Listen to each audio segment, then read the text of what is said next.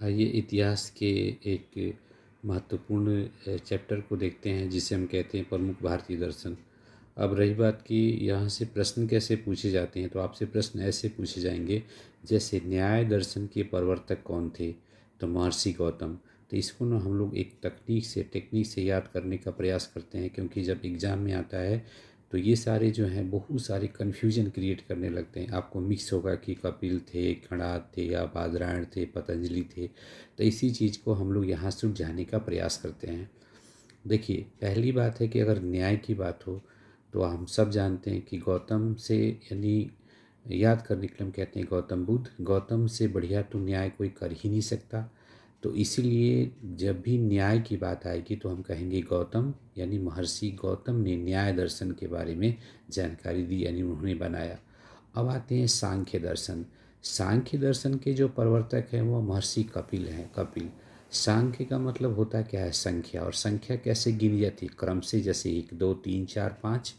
तो जब कपिल आए तो कपिल का मतलब क्रम और क्रम का मतलब संख्या, जिससे हम सांख्य दर्शन को बड़ी आराम से याद कर सकते हैं। अगला है मीमांसा दर्शन। मीमांसा दर्शन के जो प्रवर्तक थे वो तो महर्षि जैमिनी। तो बच्चे, छोटे बच्चे होते हैं ना, जैम खाते हैं, जैम यानी जैम से जैमिनी। मीमांसा मतलब जैमिनी। मीमांसा दर्शन के प्रवर्तक कौन थे? जैम।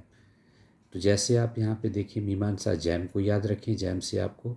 और ये तो काफ़ी फेमस है, पतंजलि, यानी महर्षि पतंजलि जिनका योग दर्शन था। आज कल आपने देखा ही लोगों को योगा करते हुए।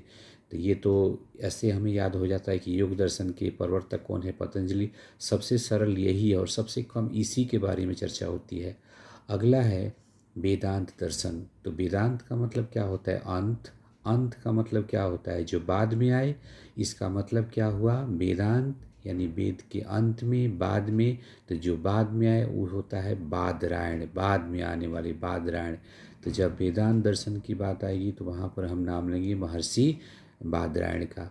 अब लास्ट में है वैशेषिक दर्शन। तो वैशेषिक दर्शन के जो प्रवर्तक है महर्षि कणाद हैं, कणाद। तो यहाँ पे कण जो है, कण, वो तो कोई साधारण चीज़ होता नहीं, वो क्या होता है? एक विशेष चीज़ होता है।